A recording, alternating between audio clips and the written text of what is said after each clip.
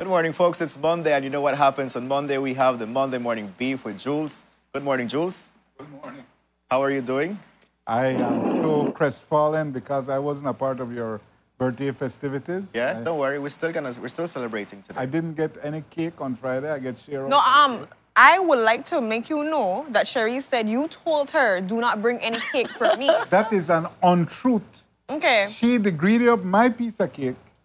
Okay. And so Thank you for the save, Ren. I know because Cherie clearly said because I don't want to cut out the cake. I cut out this is an 14 old slices strategy of of cake. hers.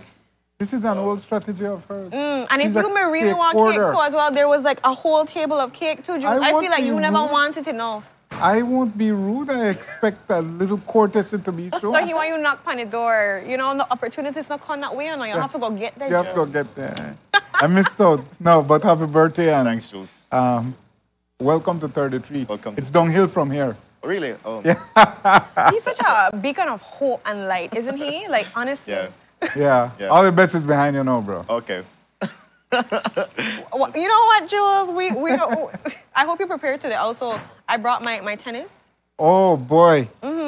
Yeah. What happened is there is a stairs track meet for those of you all in the viewing public who don't know. It was planned, but because of the rain, you know, sometimes. There's no way. Sometimes when you reach after 33, I am after 33. You don't know want me to talk so hard, Jules, but how you could beat me on this stairs like nothing. I can. Oh, wow. And I then, can. no, when the time comes, When bring me the equipment. weather is auspicious. Anyway, we can do it. I ready. I could do it. I could beat you in shoes. I Okay. could beat you in clogs. Okay. Kevin, bring your clogs. I'm gonna beat her. Okay, sure. Okay, so you know what, guys? Moving right along, we're gonna see that happen today, and Yeah. definitely gonna be airing that tomorrow, so you guys can see what's been happening on the scene with me and Jules. But getting into our couch talk, a lot of you are knowing what's happening right now. Presently, all of the rain, the tropical storm, the flooding. It 'Cause was a really, really, really. you wet should know weekend. specifically, Yeah, in sorry, Orange Walk. Kev. You came in the whole mess of a thing. So can you talk to us about the rain, the flooding, and the tropical waves? Well, first of all, 12 families spent their nights in shelters in the villages of Carmelita and San Jose. So that's significant. And obviously, no one would want to be in that situation. We have footage of the flooding. You can see how significant it is. What happened? A culvert broke around here. This is on the way to the junction at the ASR BSI factory. And so a culvert broke, which often happens in rains, especially the first rains, because the infrastructure, which is dry, is subjected to all these conditions, and here she goes. So, but we had a lot of localized flooding. They had about 5 inches of rainfall in the Orange Walk and Corozal districts, and so that was the low pressure disturbance area of low pressure. But now a tropical wave is expected to continue this week up until midweek, producing 1 to 3 inches of rainfall. So it's a significant weather event, and at times like this, you have to think of the neediest people in difficult housing conditions. And you know, the Intec Lake, it's not just leaky roof. People live in all types of swamps. And then the furniture, whatever they're trying to have in their household, that could get messed up right then and there Right. too as well. You done this struggle, imagine that. That's true. Yeah. I'm thinking if we were like prepared for it, you know, given that there has to be maintenance of like drains and that kind of thing to prevent situations like this from happening. So did we really go through all of that? But Jules did say how that there are people that live in that swamp area too. So even with the proper drainage, do you really think that you can? No, you avoid can't. No, those on the things? highways, I'm saying you always will have culvert breaks. Yeah. Because I don't think historically the maintenance has been done on these culverts. And this always happens, in my experience, at the start of the rainy season with the first rains. The most vulnerable culverts just give in. And this has been a historic problem. But now it's a little bit, you know, so we can't criticize the MIDH because Julius Espat is infallible. He's incapable of wrong. I have tried. No, he thinks he's incapable of wrong, and he's really just, you know, but it's, you know, these things happen, and we can't blame it on anyone, but we have to think of the most vulnerable people in these situations. Definitely. hoping that people can extend some courtesy, some grace to anybody out there, whether it be food, canned food, whatever. I think this is the time where we always bring the whole community together. You just notice people, if you know a family where they're in a shelter, you know a family that lost something, offer a home cooked meal. Just something, some warm towels, some sheets or something, so they can be able to not feel all hopeless or, you know, that everything is gone. I think the courtesy, the least you could do that, just do that. The least you could do. Yeah. Did you come out of Orange Walk this morning? I did. And the road is passable right now? Yeah, it is. Yeah, it okay. is. But we So definitely, like, I would advise people to drive safely because, like, a lot of holes. and with a lot of rain. And you didn't have a bus too as well, like different, if you have a smaller car. Right. He has a personal bus. I have a personal bus, yeah. It's called Kevin Train. Yeah. Yeah. It's a party bus. Yeah. Every evening it goes up as a party bus. It comes down as a hangover bus. It's really fun. It's really fun. And they bring tamales And on they the bring bus. tamales on the bus too. They bring tamales. Yeah, it's a party. Yeah. Oh, man. But definitely, like, our viewers, you please, like, stay tuned with your weather update. Stay updated with the NEMO page, what's happening in your area, because you don't want to get caught up in this flood. So. But you know who has gotten caught up? Who's that? You're one of your favorite people, Jules. You know... Jules, you're supposed to be happy. You're supposed to, like, I know you don't say this is his job, but I know there must be a beautiful smile on your face when you realize you have a press conference. You have a press conference with the PM. Well, we teased it last week because there were vibrations that a press conference would occur. And then we saw earlier in the week the Prime Minister on a YouTube video. So we get jealous immediately because he not we. So he appeared on this YouTube video. He spent an incredible amount of time with this guy. He did a walking tour of Belmopan. In the constellation of YouTube creators, Mr. Binken, is that his name? Help me the name, Cherise. But this is not one of the luminous YouTubers. He doesn't have 3 million followers like some of them. All right. But the Prime Minister took an incredible amount of time. They spoke about the color of their shirts, how their shirts match. Yeah. It's a totally irrelevant interview. The Prime Minister said melting pot 3 or 4 times. He's very proud of the melting pot that we have. But I'm just saying that it was a very, if you want to be in a positive way, it was a very disarming interview. But for a man who's so busy and who's constantly telling us mid-interview, I gotta go, yo, I gotta go, I only got 1 minute, I gotta go. This is the end of this line of question. He took the time. Look at how much time he took with that YouTuber. irrelevant YouTuber. You never know if PM want to be a tour guide and his hustle, like his side hustle. So this is his practice. He was a very good Belmopan tour guide. But so, you know, on the upside, you can say it was a very disarming interview. I guess somewhere down the road, it's good for tourism. Yeah. But at the same time, I find it as a personal affront that this Prime Minister, who is always so busy, he busy, Breds. Every time talking, I'm busy, I gotta go. Took a lot of time for this guy. So, but did he take time for you? He gave us 1 hour. I think he gave that guy 1 hour too. But he gave the entire press 1 hour on Wednesday. So we were very happy to have a press conference. But again, as I told the Prime Minister personally, we can't congratulate you for your job, right? It's your job. And, you know, I think he still doesn't understand the reason for press conferences because he feels that we interview him so much. But there are different formats and different opportunities. And you can't say in the middle of a press conference, we don't take no more questions on this. I go in, right? Like you can't just bolt. So they gave us exactly 1 hour. And all the media houses get us. All the media houses just got 1 hour. And, you know, I had about 100 more questions, but I have to say it was an improvement over the Dean Barrow model. Reason being, the Dean Barrow model, you only got 2. They started with 3 questions, and they brought it down to 2, which was oppressive. In this, it was an open exchange. Kudos to that. We needed another hour. You have to be real.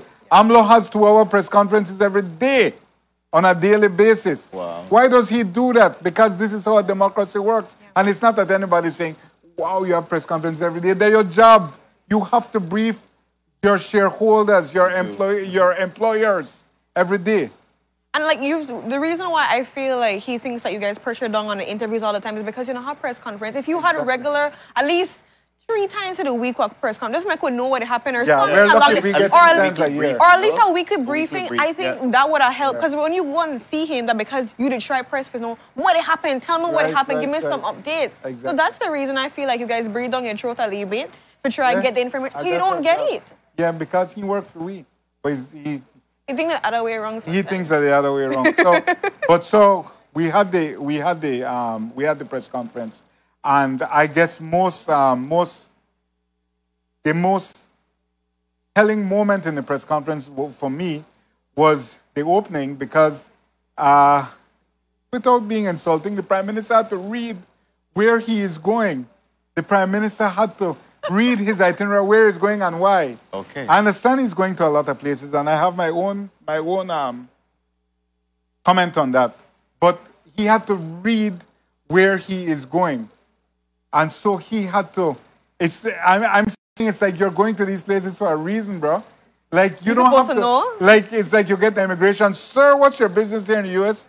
I am going to shop at Marshalls, and then I am going to.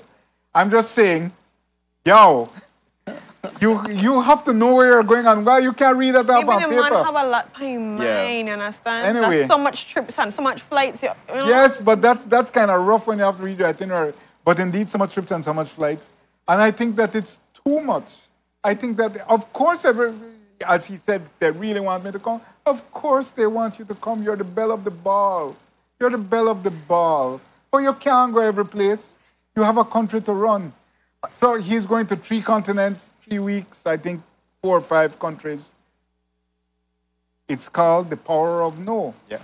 You just at some point have to say no, but when you agree to so much, I have to think that you like it. You're the plane backside. You like.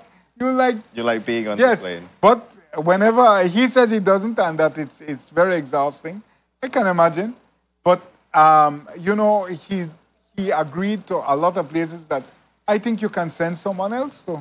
You can send your deputy to, or you can. But I think that while he continues to push the narrative that he is pressed to go to these things, we've never had a prime minister on a working visit out for 3+ weeks. It's more than 3 weeks. Second, they sent the press release on whenever Thursday that he traveled.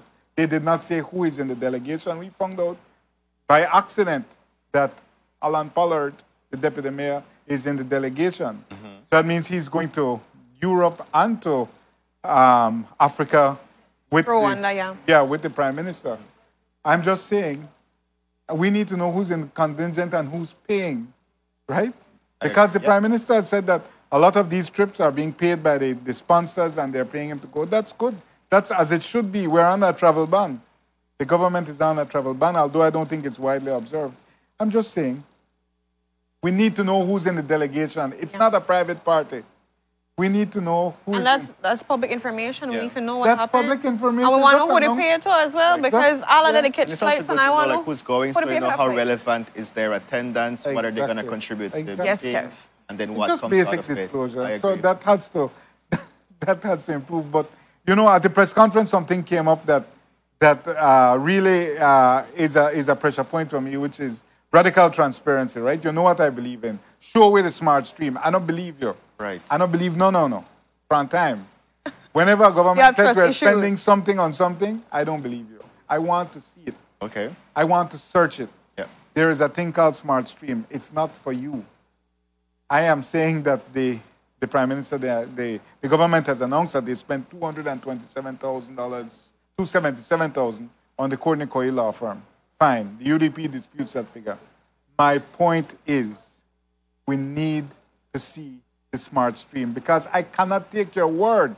Okay. I cannot take your word or the former Prime Minister's word or the former Prime We not Minister's got no word. good standing I don't like believe, that. Oh, no, not got good standing. You all are in a profession defined by dishonesty in the public mind.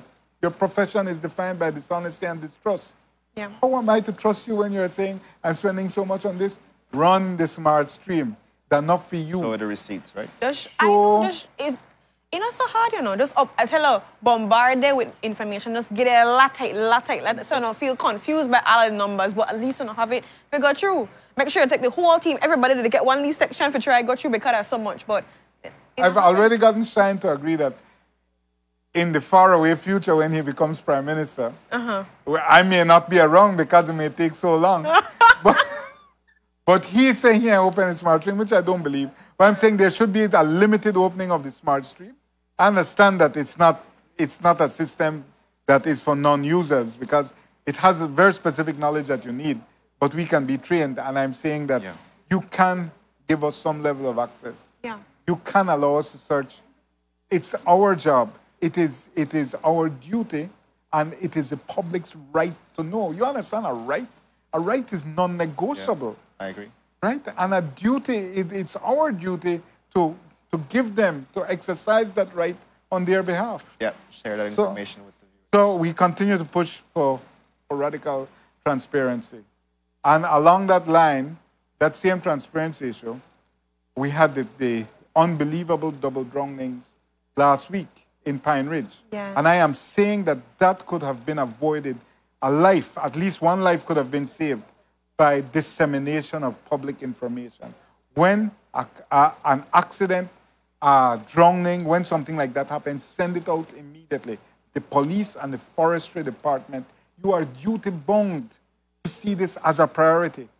Their laxity, their lack of response, their not responding to external stimuli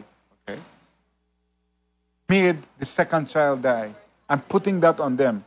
I really am. And that's a serious thing to say. But you have to generate public information. There's so many portals. It's not like you have to send a press release. Just say that a child drowned in the Rion pools today.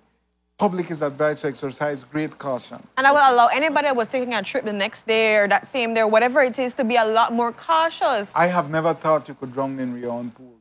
I never knew that. Nobody in the public in Belize thought It's that. never happened before. So like many that, of us so. want to swim there and you just jump into the water freely. None of us know about these sinkholes. That's why on Saturday night, I found out about the first drowning on Saturday night, but we did not have any. We would have posted it, but we didn't have official information. Yeah. We just knew a child drowned, but you don't have anything. Yeah. I'm saying that it is, they're closing the place and they're going to put up signs. What you need to do is you need to put an information officer who is working, right? And I'm blaming this on the police and on the forestry department. They have to get the information out, and they have to see it as an urgency, not like, yeah, boy, picnic drunk when I send that out Monday. Yeah, that was kind of the attitude, right? Yes. Yeah. And when Fitzroy spoke on it on Monday, he still only had details of the second drowning. Where is the breakdown, man? Public information is an urgency. And these guys are just blasé. You all are responsible for that second child's death. If public awareness had been created, that life could have been saved. Exactly. That one life alone was lost is a tragedy in itself. But I'm saying when there are road accidents, when there are drownings, that information has to go out ASAP. And, dude, it's just a Facebook post. You don't have to give full-on details like that, but just at least there has awareness. been a drowning of so-and-so. Right. Please, everyone is advised to be cautious. So I think it's a real failure of public information, and rather than closing the place or thinking about where we do what kind of signage, realize that information networks have to be activated and constantly serviced in the case of emergency. There has to be a scenario. I agree with you. And especially like how that specific detail came about that sinkhole that's 8 to 9 feet. I did not know such thing was there, right? Exactly. So whenever you put that information out there, people will be more cautious and on the alert. They never had to put a lot of information. It could have been something small and simple. A child has drowned there. Be cautious of the sinkholes that are in here. Like just something to make people could just be, hey, if I go, this is what it happened. Right. You never had to give details of the child. Nothing like that. Yeah, but again, we are not cultured to think that information saves lives. That's true. Right? The public has a right to know. You have a duty to tell. Yeah. You, media, you public information officers, you have a duty. It's not just a job, literally a duty to inform the public to satisfy their right, which is non-negotiable. A right means you can't negotiate it. You can't argue it. You can't say, I don't think so. It's your right. Yeah. Yeah. So, Now start me off on transparency. Boy, I know. I feel like you always got a perfect rant for transparency, but Yes, I do. let's talk a little bit about boosters or the lack thereof. Yeah, so and I'm just saying this, we keep having this mixed messaging with public messaging on COVID. So the Prime Minister already downgraded it to a serious score. Serious score. Yeah, exactly. But Sorry. but the Ministry of Health continues pushing on with its vaccination campaign, even though, again, the government is going in two directions here. But I'm saying that what's the critical issue here is that there are no boosters available. Johnson & Johnson, I will say it, just like Prime Minister downgraded to a quote, is not a booster. The FDA does not recommend it as a booster. Okay. I understand we have our own WHO, etc. But when the FDA does not recommend something as a booster, I take it seriously because I believe they're a credible public health body in the United States, in the most developed country in our hemisphere. Then, I am saying that nowhere in the world is using Johnson & Johnson as a booster. But we are here. But, well, they keep saying on their public messaging, go and get your boosters. J&J is not an approved booster in the United States. And nobody will give us more Pfizer shots because we wasted so much of the last one. We expired on us. The expiration came on us. Right. So I think that, we really need to get our messaging straight. Right? Because, we already have the Prime Minister pushing it in another direction. And then we're offering boosters that I do not know which country gives J&J as a booster. J&J is not considered as efficacious a vaccine, and as it has issues. You think it's a ploy to just, we wasted the Pfizer, so would they try not waste the Johnson at this present? Would they try just get rid of it? I don't think it's a ploy. I think they're being sincere. But I'm saying I have to understand how is it that we are able to offer this as a booster? And the United States, it is only recommended as a booster in extremely rare cases. Okay. If you have an adverse reaction to Pfizer mRNA type vaccines. I'm just saying, I am no scientist, not pretending to be one, but I just know where America they say. And J&J is not an efficacious booster, as to my understanding. Please enlighten me otherwise. Maybe they have new information we don't know about. Yeah. They don't share information, Jules, so you might have the Ministry issue of Health there. has to say about that and Yes. why they're using it. Right. I really hope that it doesn't discourage people from going to get their vaccine. I Well, think we you can't should. discourage Yeah. people more than the Prime Minister, who already said down coal. Get over it, guys. Serious Get coal. over it. Yeah. Seriously. But along that line, I wanted to mention also the immigration issue. We're going to enter the amnesty. It's been pushed back a few months. We're going to mention it, and again, we didn't have time for this in the press conference, but the Minister of Immigration brought up that he considers it revenue cost neutral. Okay. Because of the revenue they're going to make. And I found it an incredibly narrow and myopic worldview. Because, okay, so he's saying that because of the fees, etc., and the administrative costs, those are going to even out, so it's all good. You are taking 40,000 people into your system. Yeah. 10% of our population. Don't think about the short-term immediate costs. What are the costs down the road? Healthcare, education, infrastructure, social services.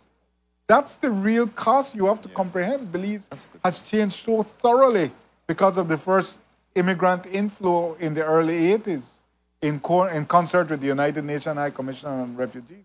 I understand that many of these immigrants are here, but we have to understand that many are going to push in. There's going to be duplicity and corruption at many levels to get into this. Remember that the nature of being a refugee is that many times you do not have a documented chain of saying that I entered the country at so-and-so, on so-and-so date, semi entry stamp here, because you come in through the back. Yeah. Right. You come in across a river. So a lot of people will fictitiously argue that, I've been here since 2010 and create certain evidential markers to indicate that they have. Obviously, they will try and eliminate these cases, but it's going to happen because there's corruption in our country at every level. I do know, remember, because I did work with the Amnesty. So I did have my volunteerism, and I was a part of the intake group. So I was the one who said, okay, if you qualify, you don't qualify for the Amnesty. And so a lot of people were actually had to be sent back because they're very strict on the rules of what you have. But I do understand you kind of manipulate documents and so, because there are people that didn't even have their passport or so forth.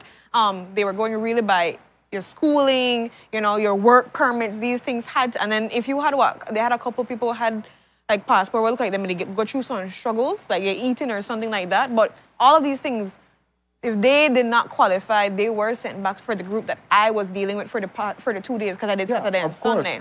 But I'm reassured to hear that, and I know that to be the case. I don't think they want to bring in people who are just gone. Yes. I understand that every measure will be taken, but we have to understand that there's corruption in the system for those who are willing enough to try and turn it out. But I'm saying that we have to have a broader discussion about it. We can't just say that it is cost neutral in the short term, because we have to look at the medium and long term, right? In terms of all the services that have to be provided for these persons. I completely understand. I understand a lot of them are already here, but know that when you have citizenship, you can access the system.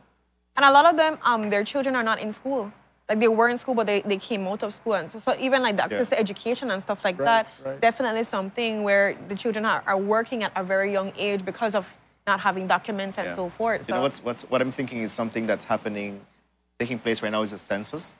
So it would be really good to see the census happening now, so we have like that raw data and seeing the influx of the people that will go through the Amnesty program, and then how do that contribute whenever we do another census again. So that will really give us a good point to reflect on what has happened since then, or what has happened in the next 5 years or 10 years when the census happens again. Yeah. I'm hoping for that information, because we do need that comparison. We need to see what's happening. Yeah. Especially, like you said, that's 10% of our population. So with that, if it's we have to be mindful. It's about 40,000. Yeah. It's a lot. But last thing, as we're winding down on our couch talk, our morning beef, on Cut Wednesday. On Cut Wednesday, we are very honored to have Dr. Arlie Petters will be joining us, and Dr. Sidney Tager. So these are two physicists. Dr. Petters is a mathematical physicist, and Dr. Tager, who is Tracy's brother, grew up around here, will also be joining us. So these are two people who have reached the heights of, this, well, for us who are non-science people, physics was like the hardest of the hard, right? Because oh, yes. And so, so we're very honored to have them on. That we won't be talking physics because I can hardly talk physical, much less physics. Then you want to run against me. Anyways, continue. So, so they'll be on talking about physics, and we're very, not talking about physics, talking about their life.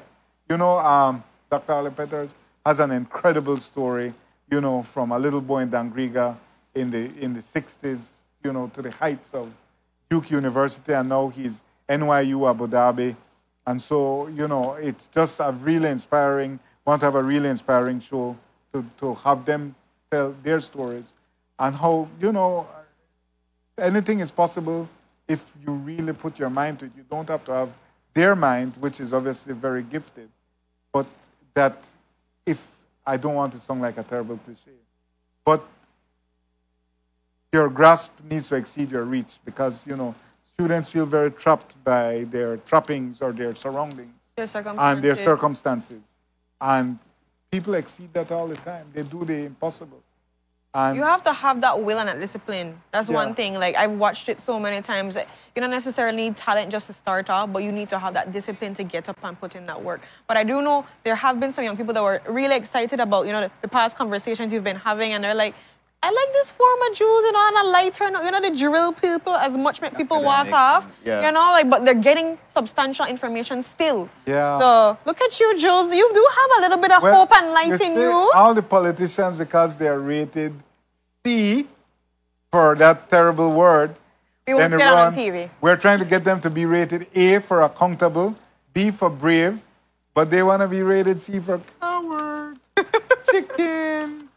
Anyways, Thank you so much, Jules, for Thank you. sharing this space with us, for giving us Are you the looking good juice. forward to tomorrow?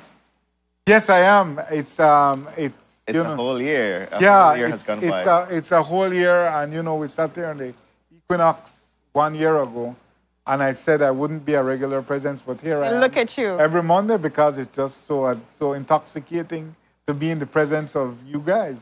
I know you love it here, Jules. I know you love it here. Yeah, I switch seats with one of these guys soon. There we Make go. them run the news. What show? I can't wait to see. Look at Kevin running the news. Look at Kevin running the Look news. at it. I love Anything it for can you happen, guys. right? Anything can happen. Anything Oh, can also happen. you are supposed to still do your dance off with Brendan. Just putting that there. But on that note, we go to our commercial comment. break. So remember, you're doing the run with me and the dance off with Brendan, and the viewers have already Wow, that is documented. what are you getting yourself into? On live TV. That dance off can't happen. I cripple. People made it talk about how your excuses, earlier. So it just seems like it's flowing. Look at you taking off, just like the government. Lacking accountability. Just like the government, you're the top about them, but you do the same, Jules. Come on. But with that, we got to come on to a commercial break first for the day. And what we're going to be having when we come back is an amazing conversation on the scheduled activities for our music week, guys. You know how we love to play some music, so we're going to talk about that, how you can be involved, and who can you look forward to. Stay tuned for that exciting conversation. We'll be right back.